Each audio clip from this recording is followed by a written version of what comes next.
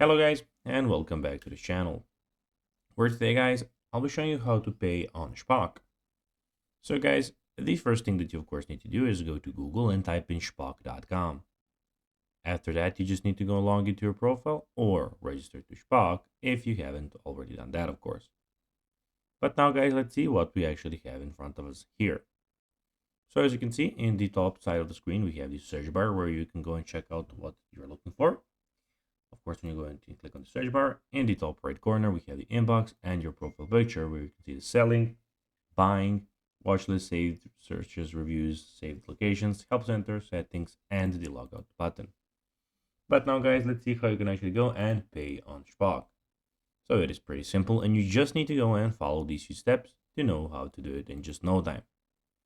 So to pay on Shpock, you have a couple of options depending on the type of the deal. You can click on the buy now deal. If you purchase an item using the buy now button, you can pay by credit or debit card.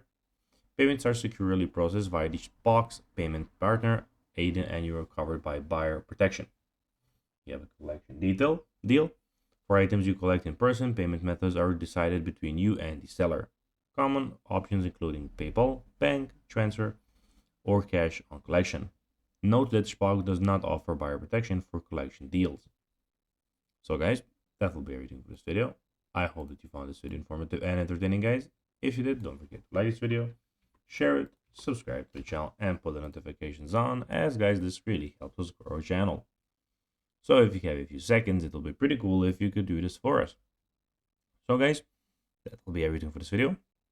I hope that you enjoyed it, and I'll be seeing you in the next one. Until then, as always, bye guys.